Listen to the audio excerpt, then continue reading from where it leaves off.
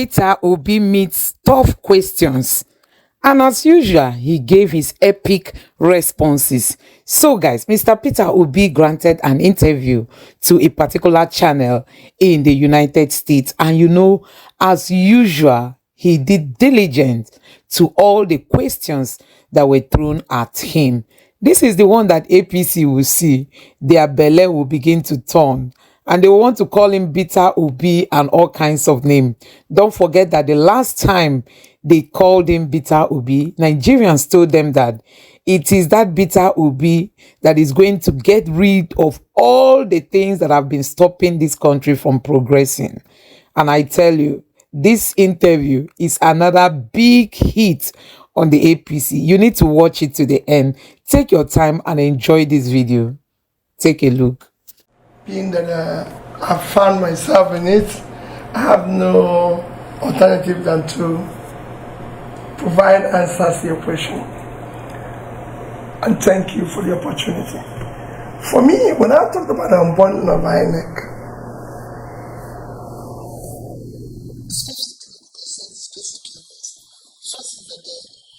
the national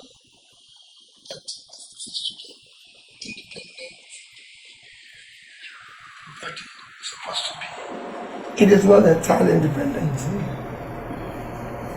Today, you can call it an agency of the federal government, which is what it is. But it requires to be totally independent in terms of its appointment of personnel and those that man it.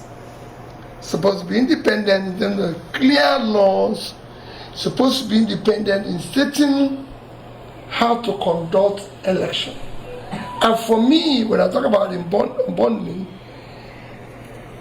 INEC at the national level, independent electoral commission national level, should conduct national election. At the state level, we should have a similar thing that conducts the state level elections. You don't have a national body in America that conducts the election for the various states. Do you have it? No. Thank you. So if we say we're practicing a American presidential system of democracy, we should practice it the way it's supposed to be. So that we have a body at the state level that conducts the state election. The national body conducts presidential, Senate, and House of Representative election.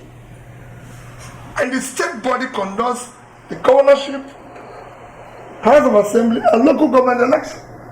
With that, you make it more effective. They are not even now trying to add local government election to INEC instead of having the state body.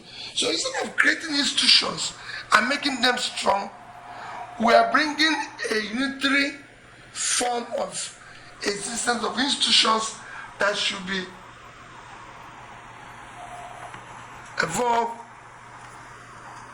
within the state level. Okay, thank you very much. Now, to further dive in more into that question, we talk about election results. What specific reforms do you believe are necessary to ensure that election results accurately reflect the will of the voters? And how do you propose the opposition should collaborate to achieve these reforms? Well, it's a very simple thing. It's already there in existence in the, call it rules, call it laws, call it anything that is. When INEC was, even the chairman was going around the world preaching that everything will be real time, if I use his word, So, this is not record science. It's happening globally. We're a giant of Africa. It's happening in other smaller countries in Africa, where election result reflects the will of the people. And I don't think we need to do more than just having people who are determined to do the right thing. As President Tinubu's administration nears its 1 year mark, you've been critical of some of its priorities and some things that they've done. What do you think are the biggest issues so far under his presidency, and what would you do differently to address those issues? Well, I think this question will go to Nigerians. It's better you ask the people. Since you have opportunity of interviewing people, you ask them, how do you feel in this government 1 year after? And just even Nigerians here, because they know they can feel the pulse. It's easy to assess government anywhere in the world. Just how do the people feel? It's about the people. It's not about me. It's not about anybody. It is the people that you ask, how do you feel? Is there improvement? So they can tell you, okay, things have improved. Things are getting. I go around when I come to America. When I arrived since yesterday, I go around in places. I was in church this morning. I go to restaurant. When I get back, I say, how's everything? How are things and everything? I do the same thing when I go to Britain. How do you feel about this government? The people are the ones to give you an answer. If the people feel good, that's it. People feel bad, then it is bad. So if you ask Nigerians this question, whatever they tell you is what is happening. So the assessment is not about me. Listen, what I'm criticizing is things I found that we're not prioritizing use of our resources. I think today Nigeria is not doing well in the critical areas of development, and resources should be channeled there. That's me. Fantastic. Thank you for that. Now, in reviewing recent examples of government overspending and governance missteps, such as the excessive delegates at the Corporate 28 and the allocation of funds for residences, what is it that the Tinubu administration does not seem to grasp, or what would you advise them in terms of, managing resources better? How would you handle that? That's exactly what I just said before. You need to cut the resources. You need to cut waste and be able to channel it to critical areas of development. Funds should go to health, education, and pulling people out of poverty. Yes, but they seem to know that already. That is something that's known. Why do you think it's not being implemented? It's obviously something that each government that comes. How will I know why it's not implemented?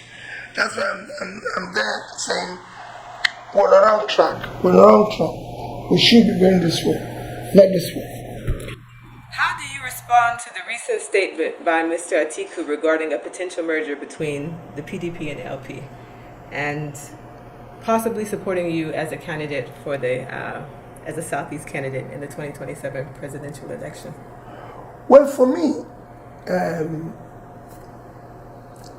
I commend him and I'm grateful for his statement, especially where he said he will support me if he goes to the Southeast. On issue of merger, coming together of parties, I always said, as long as any merger or any coming together is for a better Nigeria, for a new Nigeria, for governing properly and for us. If it's just merger for election or state capture, I'm not part of it. I want to be part of anything. Like I always say, I'm not desperate to be president. I'm desperate to see Nigeria work, especially for the poor people, because we have a lot of potentials. So if the merger is to be able to govern Nigeria properly, unlock all those things that will make Nigeria a better place, and for it, it might be at party level, it might be at individual level, it might be at any level, but we must come together to be able to build a better Nigeria. So, guys, if you are wondering why Tinubu is not even busy, working for Nigerians or giving them the dividend of democracy, it's because he believes they can still use INEC, and use the judiciary together with people like Wike, who has been positioned in Abuja. They can use them to manipulate the whole system come 2027. Envision, supposing this actually happens, how do you envision this potential interaction and collaboration? And the second question to that is, do you believe Mr. Atiku to be sincere in this request? Well, I cannot doubt his sincerity. Neither can I doubt them, but I've just told you, when you talk about cohesion, not coming together or cohesion not being possible and everything, for me, if the purpose is same, coming together is very easy. It is when we have a divergent or different purpose that it becomes difficult. If the purpose is same, we are going to the same destination, we don't have any problem. Great. Now, but political parties, the PDP and the LP, I believe, have different mandates and different political beliefs. Having a cohesion of two... Quite frankly, I don't think anybody in Nigeria are different from the other. Okay. It's just human being. Because I don't know anyone that have ideology that is different from the other, quite frankly. Wow. So I think individuals, there are parties that have not reached that level of ideological differences. Okay. I don't hide. We're basically the same thing. Labor, we might have it in writing, but we have not achieved it in behavior. So, and since we have not achieved it in behavior, we remain the same. So what we need now is to look for individuals that are thinking alike, that believe that where we are is not where we should be, that where we are can be improved, and work together to improve that. Because we can't be with our children, and Nigeria can be better. Another follow-up to that question. Within your party, there has been a lot of hoopla in terms of your chairmanship, between different factions. You have the Aburi faction, and then you have the Lamidi faction. Now, that has obviously caused a fray in between both sides. I think we found that. Yes, but there are still parties that believe that your party, the Labour Party, is not cohesively together.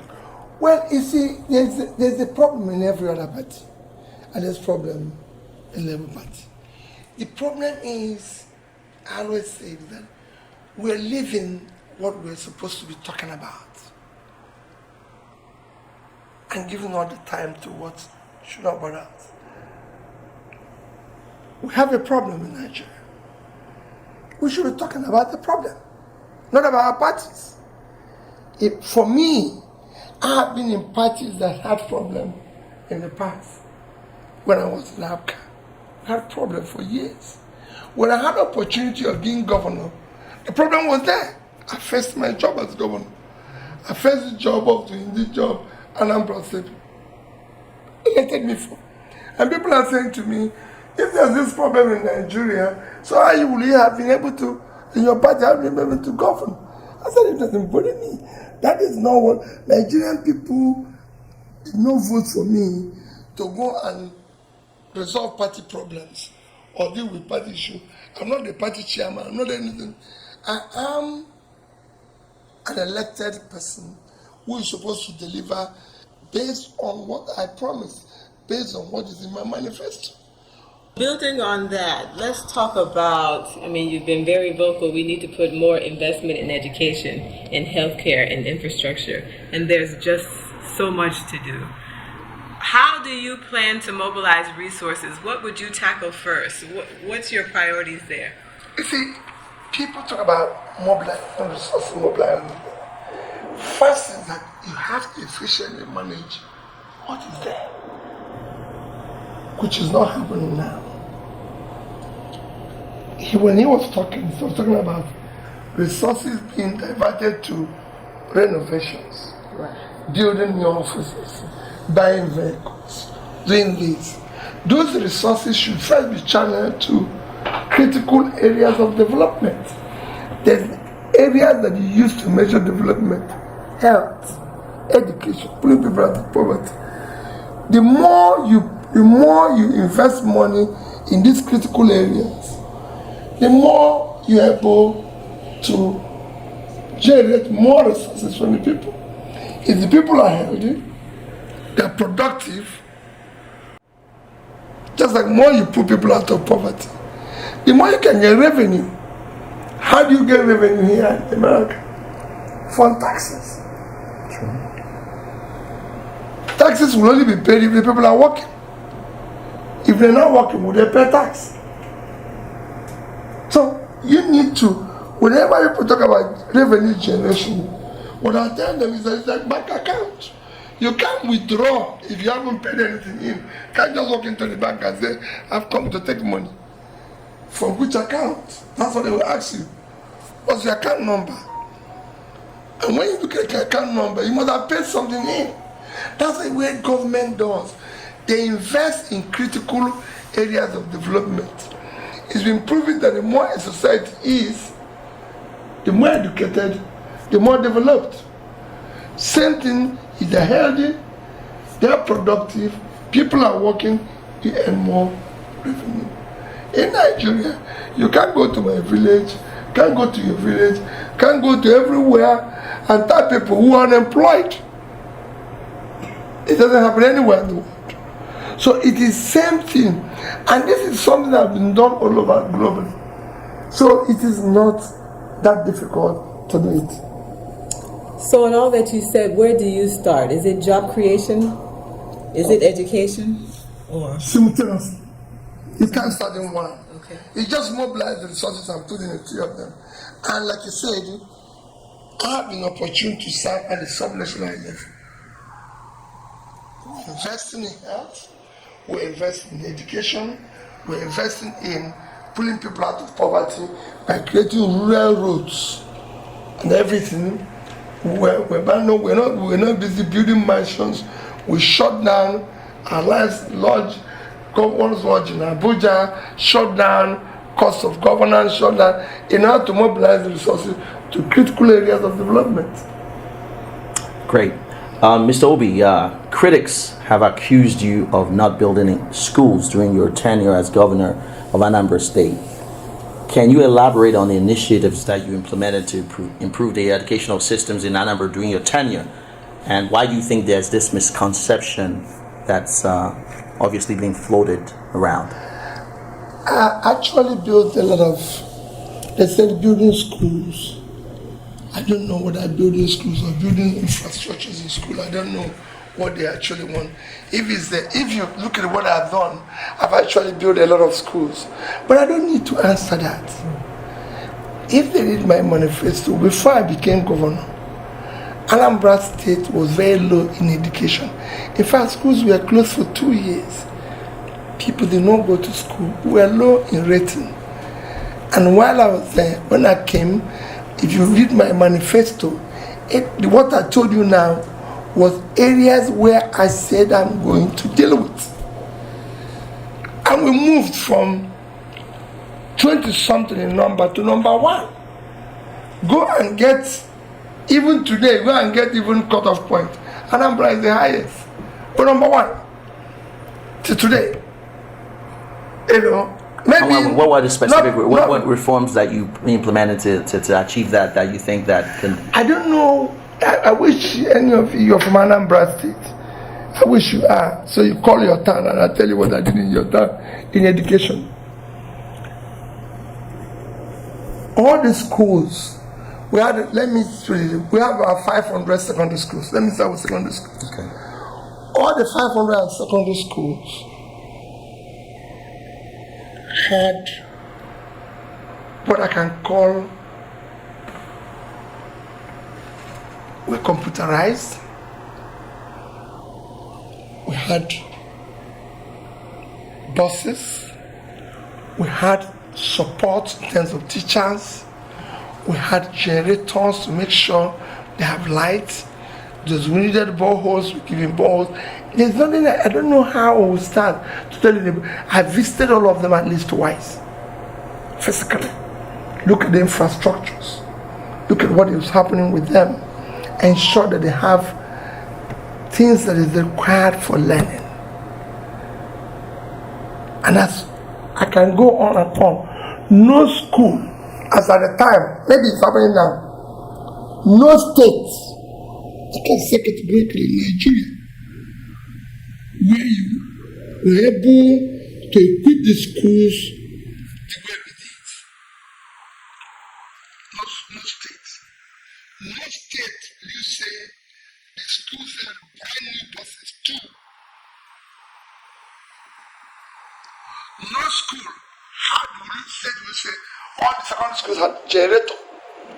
No place, when we bought our computers, desktop, everything from HP, which is still there, as at the time, they said no government in Africa have bought this quantity from them.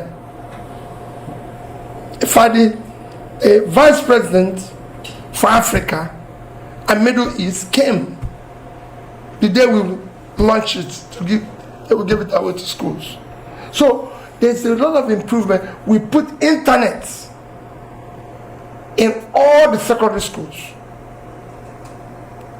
So it can go on and on.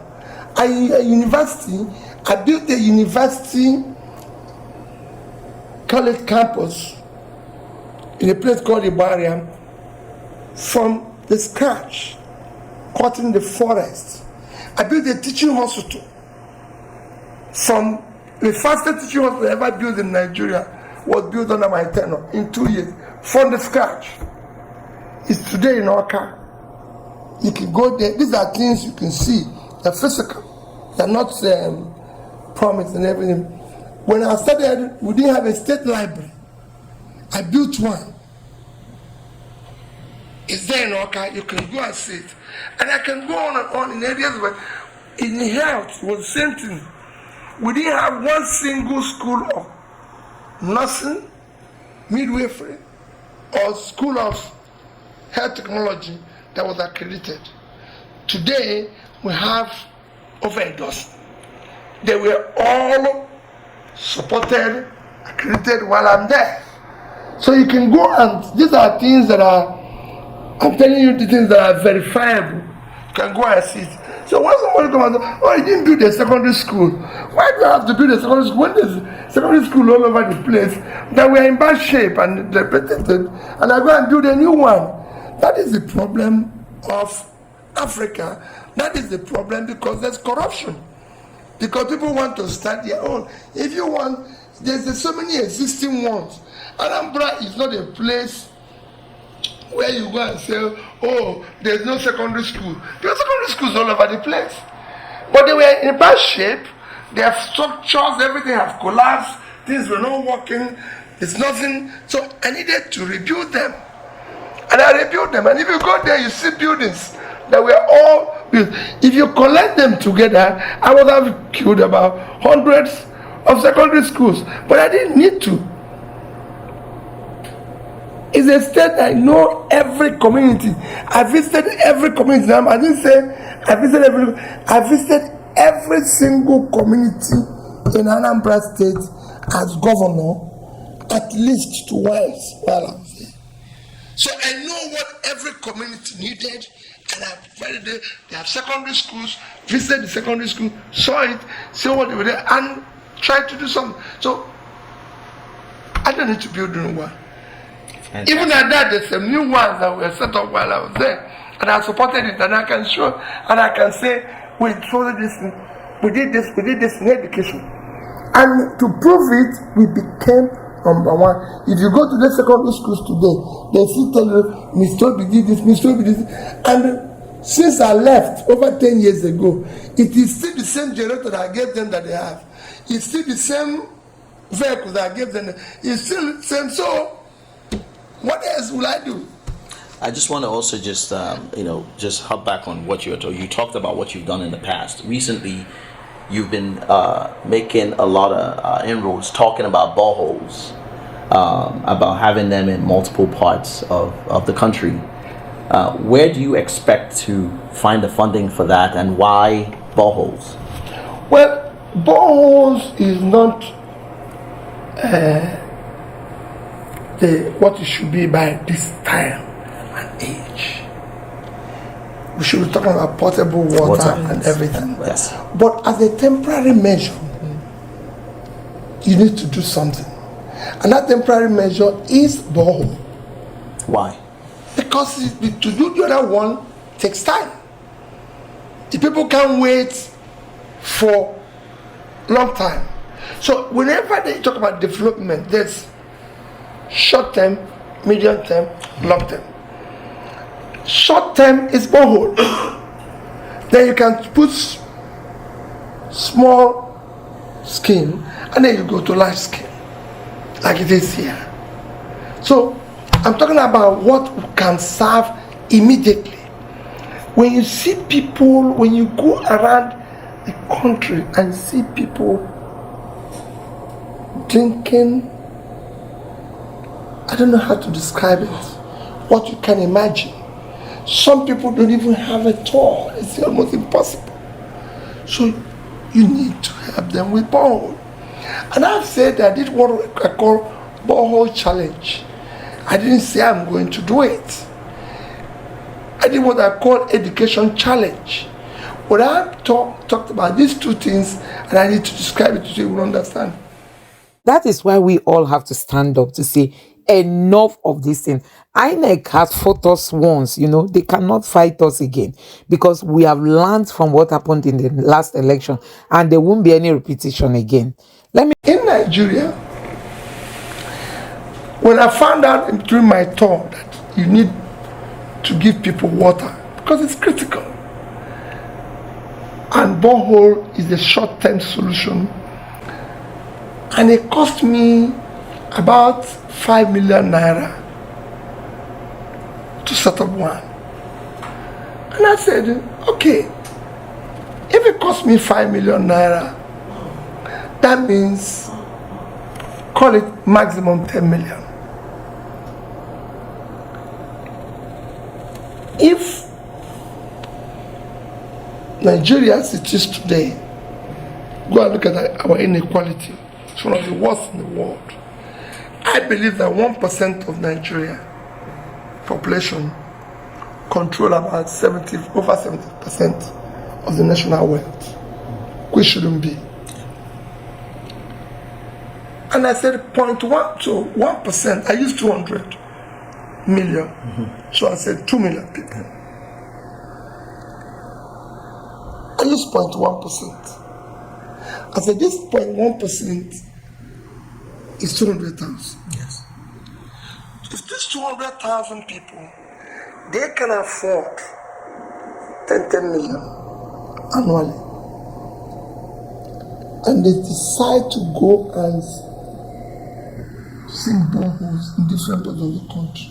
What is it to them? Is it a form of corporate social responsibility? Why should they? That's it, because they're giving back to the society. Because I believe we all live Is there. it more tax write-off or something? Because obviously, why would I want to do that? Whatever you call it, people do that every year. Yeah, they do that here, obviously. People do it all over the world. Yeah. So we should do it as well. So they can go and find anywhere they can and put the borehole. Okay. Tell me what I said about education. We have about 20 million out of school children. They are mostly in the north. We talk about the school children today. The least state is Anambra State. Okay. There's a lot of school children. Yes. And let me even tell you further. People are talking about schools in Anambra State. When I became governor, the problem in Anambra State is male drop out of schools. Why? Why check the boys we know they're going to market to trade. They were going to market to trade. It was one of the things that I reversed.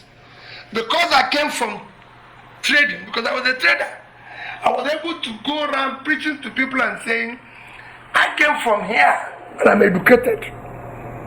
So your children must go back to school. We want educated traders. Can you emphasize on the north? So I'm just saying, yeah. So it's more in the north. Yalmajiri kids. Yalmajiri kids. I spent time in the north with these people is young kids learning Quran. And I could see in them doctors, lawyers, engineers, top scientists. Because if you see them, how they learn the Quran, how they were able to memorize the Quran, how they were able to, you could see that these are intelligent, talented kids. But they're not in a formal school. So my take is that since these kids can't go to formal school, we should take school to them. Where they're learning Quran, we should introduce English teacher, science teacher, mathematics teacher. All those basic things should be there. And we did study it by looking at 3 of them. The cost implication. Yes. Even those who were teaching the Quran were not being paid. In the 2 places I went, the third place they were paid. And they just paid about 10,000-15,000 naira. So I put a cost of employing about 6 to 8 teachers, which includes the Quran, the one that teaches Quran, English, this, at the cost of 50,000 naira each. Since they're not even being paid at all. And I put other costs of running the facility I visited. One had about 55 people, the other one had about 60 people, one had about 58 people there. So when I put the cost, it came to about 6 million naira. I rounded it off to 10 million again. And I said, if these 200 people that I'm targeting can again decide 2 million. Not 2 million. I'm not targeting 2 million. I said I'm targeting 0.1%. Okay. 1% is 2 million. Okay. But I want 0.1%, 200,000. Okay. If 200,000 of them can decide to again, as a contribution to a better society, tomorrow, invest 10 million, we have 10 of such, we have 200 of such facilities, 200,000 of such facilities.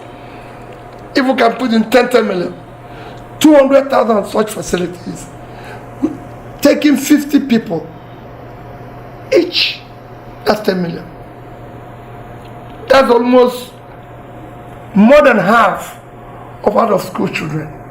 The problem you're seeing in Nigeria today, especially in the north, are people we did not educate yesterday, are people who did not pull out of poverty yesterday. And the same thing is what is happening in the south and everywhere.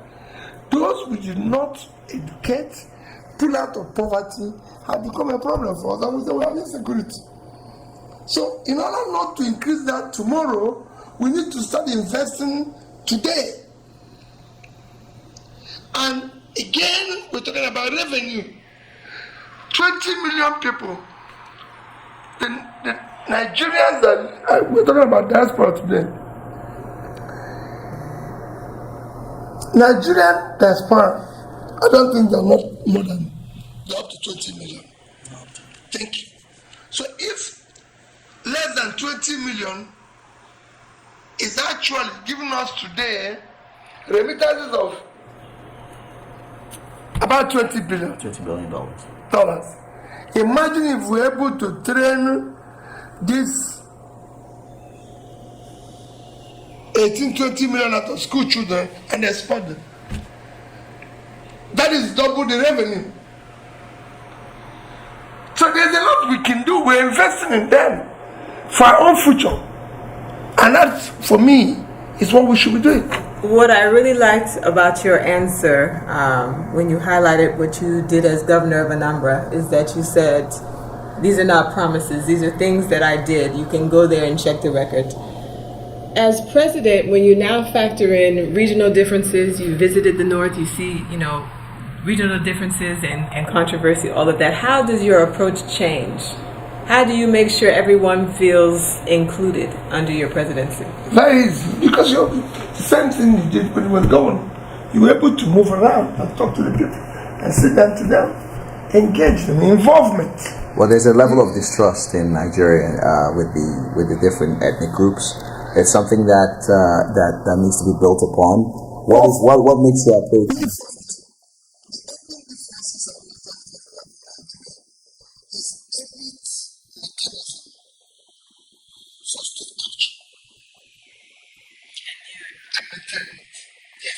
Because we have chosen not to elect a senator, or because we have chosen not to elect or ensure that our leaders come from the process that is the proper process, we use all those things as a yardstick for selection. Here, the reason why it's not happening in any other part of the world is that people are elected based on simple things: character, integrity, competence, capacity, compassion, and everything. So once you remove the proper measure or yardstick for anything, people throw in anything they can. So it's better for me, since I'm not qualified, let me talk about my ethnicity. Since I don't have the capacity, let me talk about my religion. Since I don't have this, so all those things coming. Nigeria is not the biggest Muslim country in the world. It is actually Indonesia. They don't do election in Indonesia talking about religion. We're not the most multi-ethnic society in the world. It's actually Indonesia, but again, Indonesia have more ethnic groups than Nigeria. They don't use it as a year. And I can tell you other countries, even here in America, there's so many different, call it, you won't call it any group, but different Actions, yeah. But yes, if you want to go and talk to them, maybe where you have more Latinos or this, you don't go and start telling them I'm a Latino. You start telling them what you can do, what is going to benefit them from the government. You don't just go there and say I'm a Latino and think they will follow you. So many Latinos have failed. You don't go and say same thing goes everywhere in the world. But because I've been saying, is there any group that buys bread cheaper in Nigeria? No. You can go because of corruption. You can get your people to steal more money or give them government position. When you go, you actually worsen the whole thing. What we need is to elect people through the proper means.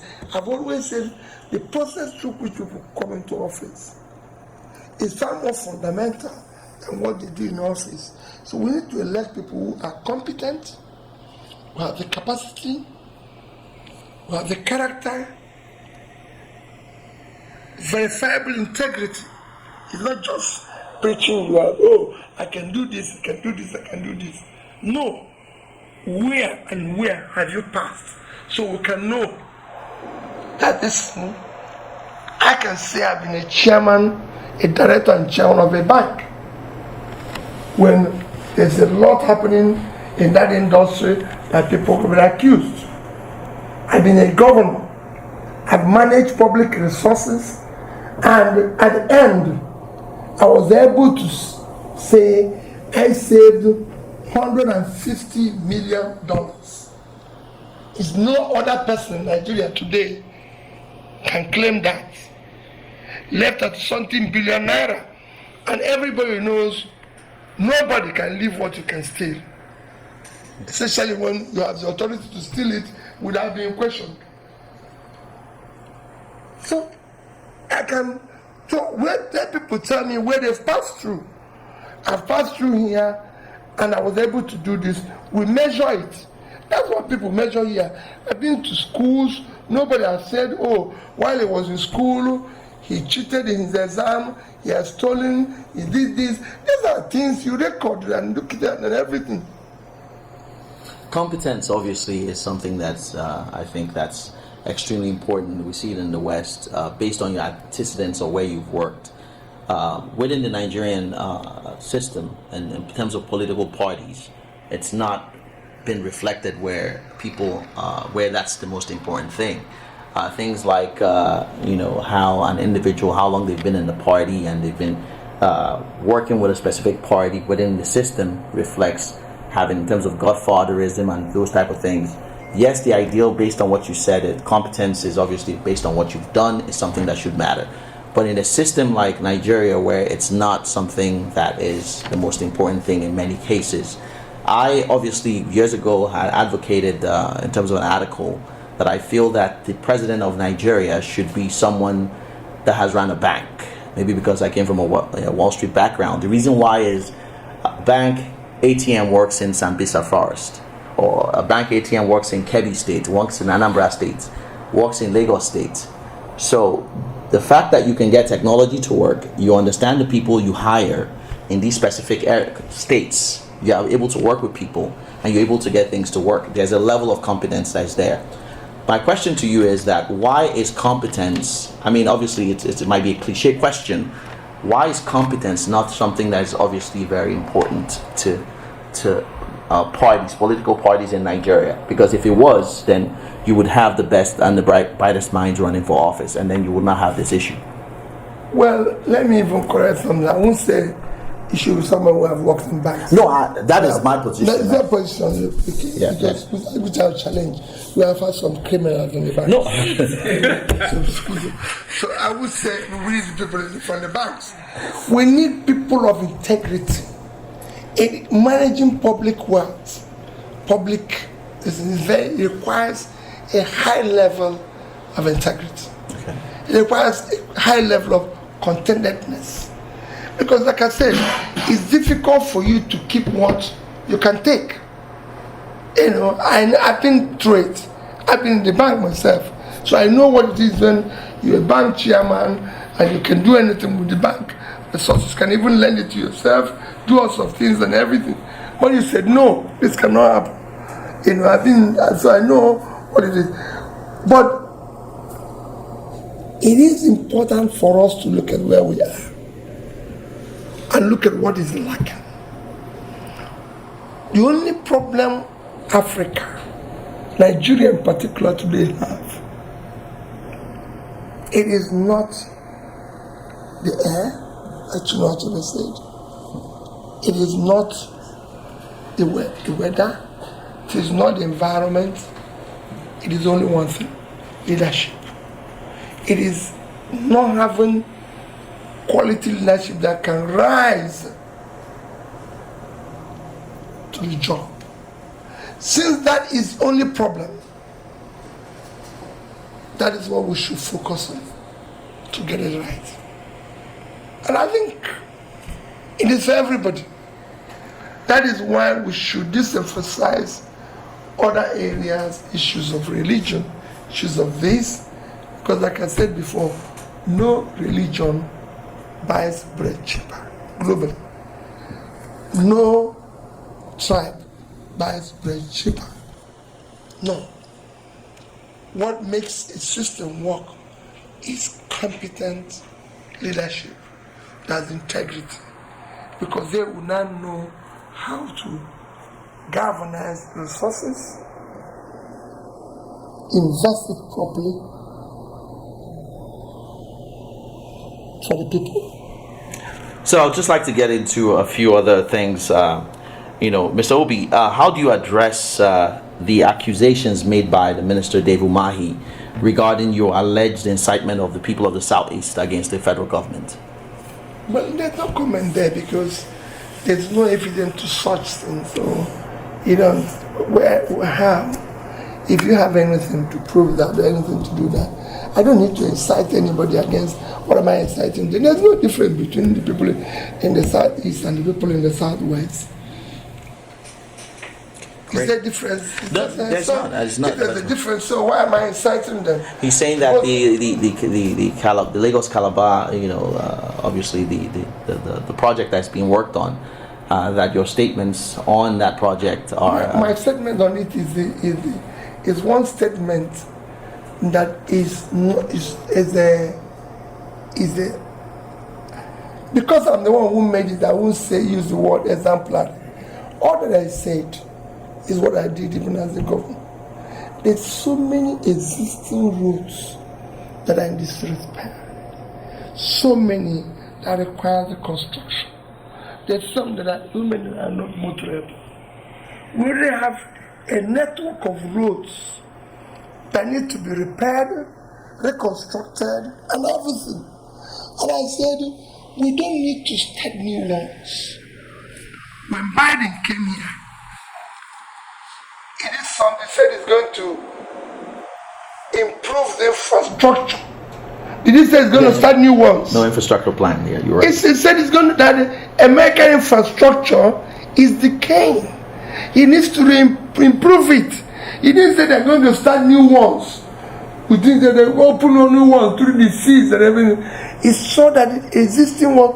This is something that we have been glad. I remember telling somebody in America, I wish they can give us this one they want to repair, so we can take it and put it in our place so that I can have repair new ones, because that's what we need.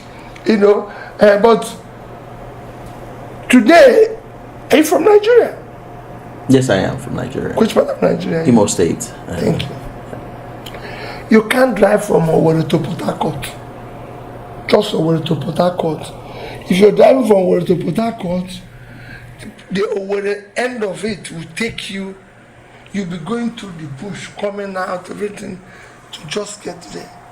And it's not up to 20 kilometers. Quote me anywhere. I'm convinced.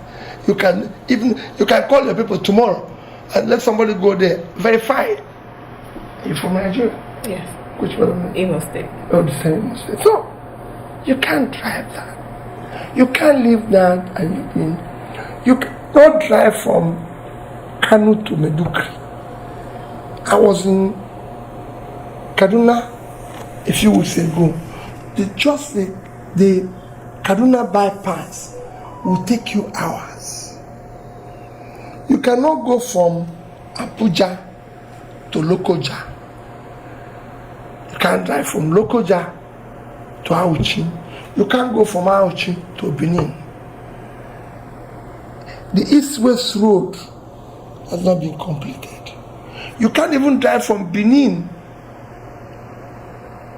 to Sapele to Warri.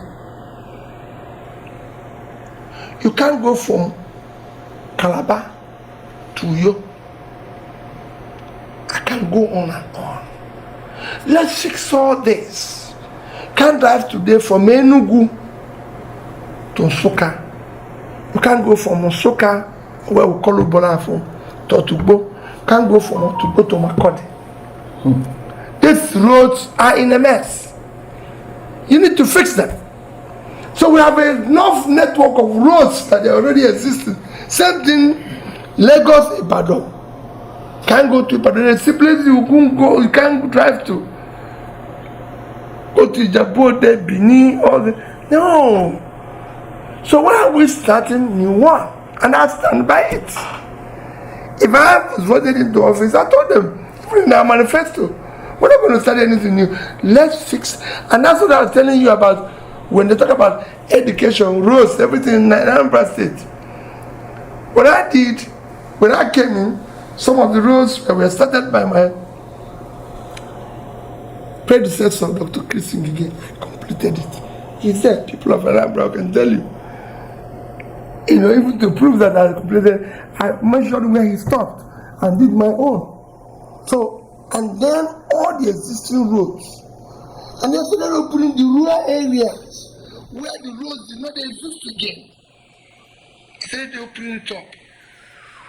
Built a maintenance agency to maintain them, because one of the problems we have in Nigeria is people think you can construct a road and it stays forever. No, in this country, you will see them every 5 years.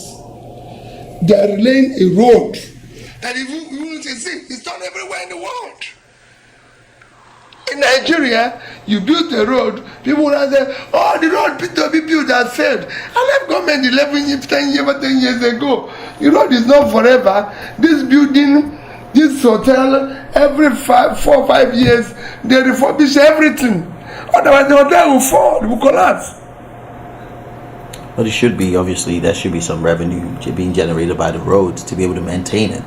The federal government can't obviously be able to take care of every single road, so maybe tolls are some things that Nigeria have not said they will not pay tolls. When the toll gates were there, they were paying. If you do a good road in Nigeria today, Nigerians will pay toll. It is government. They can do it. They can do it based on the toll system, partnering strategically with those that can build the roads and collect the toll. But they won't do it because of obvious things. which are. Corruption. Okay, well, I'll leave that alone. I'll go back to Choma for the sake of time. In addressing another allegation, the Vice President has accused you of engaging in divisive rhetoric because you criticize the government's spending priorities. How do you respond to those allegations? Well, I don't need to make comments on that. Just something I said. It doesn't exist. There's no evidence to that. If I said you need to put money here and remove money here, that's not criticism. I'm only just saying what is right. You know, where we're building students' hostel, we're building student hostel with 1 billion. Students' hostel, 12 in 12 tertiary institutions. We're spending 1 billion to build students' hostel, but we have 6 billion or 15 billion 15 billion. to build 15 billion to build. Let me use Vice President House. Today in Nigeria, we have the highest number of homeless people globally, 24 million. Go and check it out. But And you're building a house for one person with that amount. but they said that That is one. the criticism. That's all. But they said the money was already appropriated It doesn't matter. It doesn't matter. When I became governor, monies were already appropriated for things that I changed. I said, no, we can't use these resources for this because we need it for something else. That's what makes you a leader. Being able to say things are wrong. I had my office. 298 million naira was appropriated for it. I did everything for the 3,200,000. I had my lodge. 486 million. I did everything with 81 million. And I can go on and on. The office of First Lady that was already appropriated. I said, no, we don't need it. We shut it down. We already had appropriation to maintain our lodge now, but I shut it down. That's what makes you a leader. A leader finds solution to problems. Fantastic. Getting towards the end of this interview, I wanted to get into obviously your future plans and looking back in hindsight. There's a question that you ran for the presidential. We were lucky enough to have you. There was a lot of excitement with your candidacy, and young people everywhere in Nigeria and in diaspora and all parts of Nigeria came out and voted for you. Looking back now and having had enough time, a year after the results and the swearing of the current administration, what do you think you could have done different in terms of the way you ran, in terms of the way you obviously applied yourself? Pretty much having looked at hindsight being 2020, what do you think you could have done differently? Nothing. I would have done the same thing. Nothing, because we were able to say the right things, stay the course to the end. People voted for us. Notwithstanding what happened, we're there. All I urge people is that we should stay together until we dismantle this criminality. Today you see them trying to preach, divide people, use the resources to this. For me, I remain sacrosanct to a new Nigeria. The way it is today will lead us to nowhere. Are you committed to running in the 2027 presidential election? Well, my commitment now is to see that people. So guys, like I just said, Peter Obi always give epic responses, to questions. I mean, listening to Peter Obi sometimes comes like, a sleeping pill. You want to sleep and forget yourself. I mean, you will just be enjoying the kind of responses he gives to questions, even when he did not even know them beforehand. I mean, Peter Obi gives direct and perfect responses to questions, and you heard it for yourself. Or it's just that we have this rotten judiciary who do not even care for the progress of the people of Nigeria, and that is why people's mandates can be stolen. I tell you. That is why we are into the mess we are into. Like, you can see it for yourself. So guys, let me know what you have to say about this video.